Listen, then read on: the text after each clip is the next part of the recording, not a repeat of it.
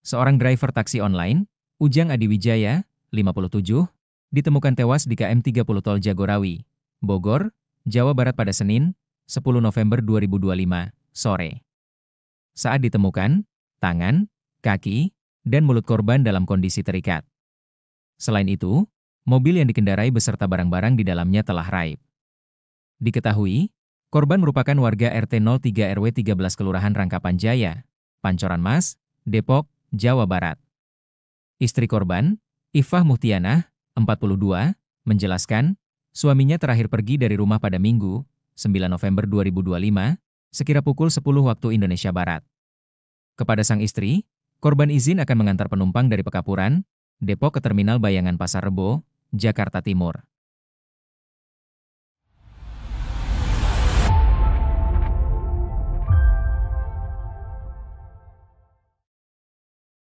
Ya, Ibu Ipah.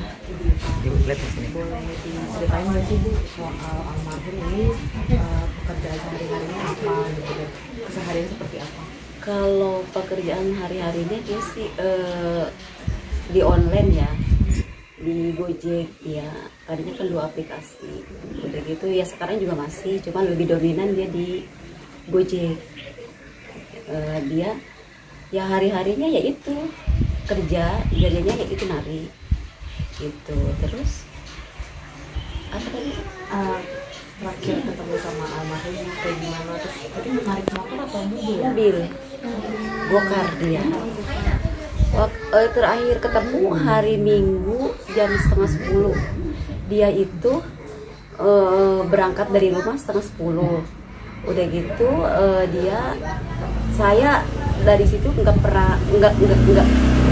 komunikasi sama dia itu sampai jam 18:04 terakhir itu. Udah gitu pas saya WA, karena kan ada paket yang saya nggak tahu dia pesanan. Udah gitu saya sedikit marah kan, karena kan dia COD.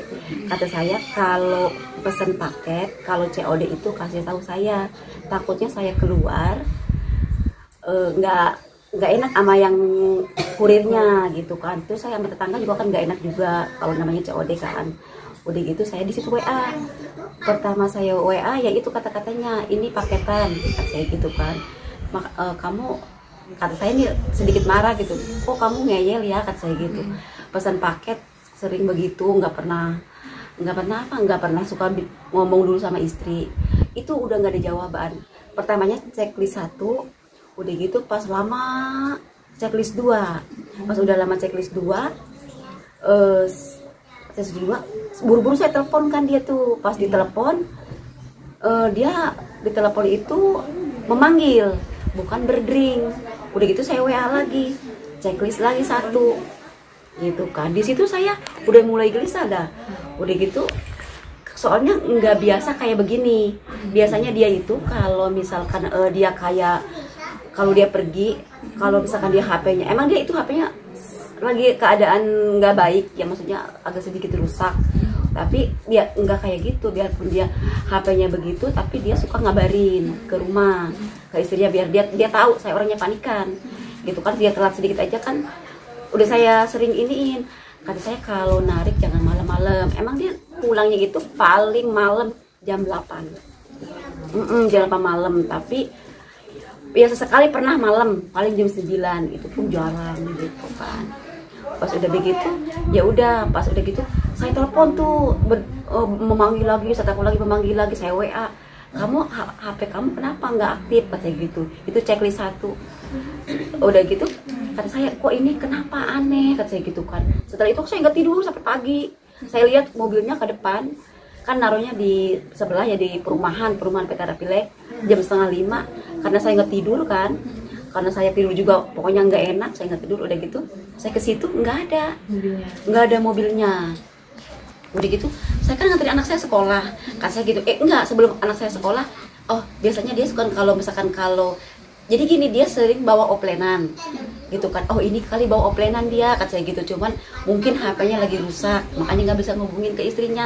Tapi saya mikir lagi, apa iya begini, kata saya gitu kan. Nggak mungkin, kata saya, kalau dia nggak pernah baru seumur saya rumah tangga sama dia, itu baru yang namanya ngabarin itu, yang namanya nggak pernah ngabarin itu ya baru kali ini gitu.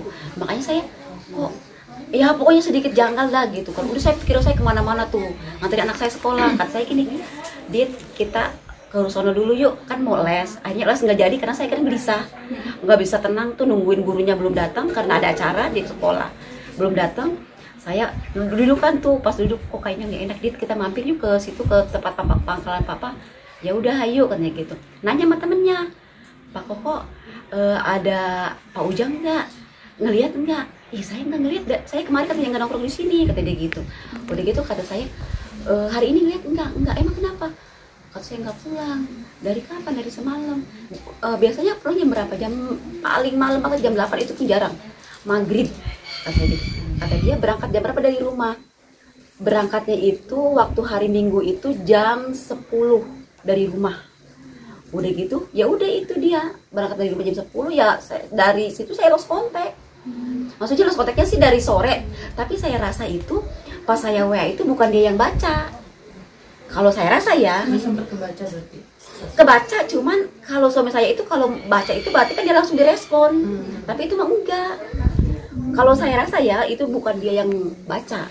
Kalau saya rasa itu, soalnya langsung saya kan saya rasa dikirim checklist 1, nggak lama checklist 2, saya buru-buru kan tuh nelpon, ternyata memanggil gitu. Di situ kata anak saya gini, kata si Radit, mama kok perasaan Radit nggak enak katanya gitu, nggak kayak biasanya.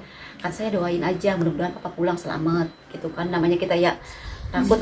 Udah gitu kata dia iya katanya gitu ya. Tapi saya tetap namanya istrinya ya, kita kan takut ada apa-apa. Itu yang saya bayangin semalaman itu.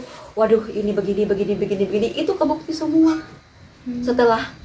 Setelah jam 9 malam baru dapat kabar dari komunitas online. Itu pun adanya nelpon, Ujang lagi keluar pakai baju apa katanya gitu, kata dia. Kata saya pakai baju merah, baju hitam. Udah gitu celananya, kata adiknya, saya nggak dikasih tahu dulu tuh fotonya. Udah gitu celananya hitam katanya gitu. Terus bajunya ada kerahnya nggak ada. Allahu Akbar kata dia gitu kan. Adiknya tuh cepet sejenak dulu dia diam. Nih saya kasih gambarnya. Kalau saya rasa ini dia bukan Ujang. Tapi kalau kata dia ke saya manggilnya Iva. Kalau kata saya coba aja dikirim, pas dikirim dilihat langsung saya teriak. Ya teriaknya itu astagfirullah, ya saya istighfar lah ya banyaknya. Udah gitu kata dia, itu benar Ujang. Iya ini benar. Itu benar. Iya benar. Ini kaosnya ini. Yang dia pakai kaosnya ini. Itu udah itu aja. Kronologisnya dari rumah ya. Udah. Ibu, kalau yang ibu lihat waktu jasad beliau ditemukan, Bu, kondisinya seperti apa sih, Bu? Kan kalau lagi ditemukan di forensik di sono ya di Keramat Jati, saya kan cuma ngeliat muka aja. Cuman emang banyak di kaki kan nggak ketutupan tuh, ada yang biru, di iniannya biru. Cuman udah tuh kan, karena nggak boleh kan sama tim pihak forensiknya, katanya jangan dipoto ya katanya gitu, boleh diliatin tapi cuman mukanya aja. Jadi pas saya ngeliat fotonya di polsek, di sini ada bekas tusukan satu agak di samping, udah gitu biru kemerah-merahan, apa merah kebiru-biruan lah, saya nggak tahu itu ya, pokoknya namanya saya lagi keadaan begitu nggak ini, udah itu aja. Cuma di sini kayak bekas apa gitu ya, luka gitu kan, itu dikit. Ada permasalahan nggak sih sebelumnya Bapak sama orang atau seperti apa? Karena kan pas ditemukan juga tangan kaki terikat ya Bu. Itu kalau permasalahan sama orang saya nggak tahu lah ya. Kalau dia nggak pernah cerita, dia nggak pernah cerita begini. Tapi setahu saya dia kan punya pinjaman pinjol. Ada tuh yang ke rumah. Udah gitu kata saya gini, kamu minjem apa? Kata dia gitu, minjem uang. Saya nggak tahu gitu waktu dia minjemnya itu udah hanya pinjaman pinjol aja gitu kan. Selebihnya saya juga nggak tahu, dia nggak pernah cerita. Jumlahnya juga nggak tahu. Kalau pinjol itu semuanya yang suka nagih ke rumah 4 juta udah dibayar 4 bulan, itu dia yang kelima yang nggak kebayar. Tapi itu pun yang nagihnya baik orangnya. Tapi dia sering cerita ke saya ngomong, "Ma, katanya saya suka diteror sama pinjol yang lain." Pertamanya diteror sama pinjol-pinjol yang lain itu dia down, takut. Setelah dia suka cerita sama temennya, dia begini, nggak usah takut katanya, itu mah hadapin aja katanya gitu. Toh dia nggak bakal datang ke rumah. Itu emang nggak ada yang datang, tapi melalui by phone. Dia itu ada pengancaman bener, suka ada, tapi itu mah pinjol gitu kan. Kalau pinjol ya mungkin dia tahu lah ya, banyak ya ada ancaman kan, suka yang nggak kuat itu ada yang bunuh diri lah gitu. Kalau dia alhamdulillah sering saya ini gitu. Kalau untuk kepribadian Bapak sehari-hari di rumah seperti apa sih? Dia baik orang, dia penyayang sama saya juga, nggak pernah galak. Kalau saya lihat kepribadiannya ya sama anaknya juga sama, kan anak saya kan dua, nggak pernah dia mau ngomel, nggak pernah, ya baik orangnya gitu kan. Ya di lingkungan juga dia nggak pernah ada masalah kok gitu. Itu mobil almarhum pas ditemuin mobilnya ada juga? Nggak ada, Sampai sekarang juga nggak ada? belum. Handphone nggak ada. Jadi yang hilang itu mobil, ya begitu surat-suratnya, udah gitu ya ATM saya juga kan dibawa sama dia karena dia bekas pinjam lagi itu, ATM BCA, terus sama apa ya, niaga punya dia, ya KTP, SIM, ya udah semua surat-surat gitu. Berarti ada dugaan mungkin keluarga juga menduga ini dirampok gitu ya? Iya, kalau saya kan ditanya ini kalau kata ibu ini apa, kalau kata saya ini perampokan gitu. Kalau untuk kayak ada dendam, ya itu saya belum kepikir ke situ ya, soalnya dia nggak pernah cerita gitu. Kalau masalah begitu dia nggak pernah, paling dia masalah narik aja. Kalau pulang suka jemberut, suka, saya katanya udah capek katanya gitu di jalanan, hidup jalanan. Karena apa, di online itu sekarang nggak ada uangnya gitu kata dia. Itu hanya ngeluh itu, setiap hari itu ngeluhnya itu mulu, status pun begitu mulu, masalah narik itu kata dia. Sekarang duitnya udah nggak ada, nggak kayak dulu katanya gitu kan. Kalau zaman dulu kan, zamannya saya punya mobil masih enak, kesininya kan udah nggak enak. Jadi dia hanya itu aja yang dia keluhkan selama dia kalau pulang narik gitu, kalau lagi ngobrol gitu aja. Saya katanya sebenarnya udah malas hidup di jalanan, ngajakin dia ngejual mobil gitu. Almarhum udah narik ojek online dari kapan? 2016. Baru 2016. Udah lama. Dari semenjak punya mobil. 2016 awal bulan Februari. Itu artinya sebelum ditemukan itu Bapak izinnya kerja gitu Kerja ya? narik. Narik ya? Gitu dia sebelum ya itu dia ya pabrik kan, dia kan rutinnya gini. Kalau pagi itu kan dia, kalau sebelum narik dia nih makan, habis makan dia pulang, bukan pulang ya, narik gitu kan. Suka, "Ma berangkat ya?" "Oh iya," kata, "hati-hati." Udah gitu aja setiap harinya. Udah lapor ke polisi nggak sih maksudnya untuk kehilangan mobil dan barang-barang berharga? Udah. Jadi polisi sendiri udah ada respon ya, Bu? Untuk saat ini belum. Tapi kalau kayak persyaratan itu udah dikasih semua. Ke polsek mana begitu Bapak? Citerep kalau nggak salah ya. Kan TKP-nya di Citerep. Gitu. Ibu, waktu ngambil jenazah almarhum di Kramat Jati, ada pihak kepolisian ngasih keterangan apa gitu, Bu? Saya nggak ikut. Oh, nggak ikut. Yang ikut itu adiknya. Kata adiknya ibu ngasih tahu atau gimana gitu, Bu? Atau Oh, langsung? saya belum nanya soalnya nih. Baru mau kesini dia adiknya nih. Baru hari ini mau kesini. Karena kan Almarhum di makaminya kapan, Ibu? kemarin. Semalam jam berapa ya? Jam 9-an lah kalau nggak salah. Enggak, habis Isa. Di mana Bu lokasinya, Ibu? Di Jalan Kecipir. Di makamnya Perunas Depok 1.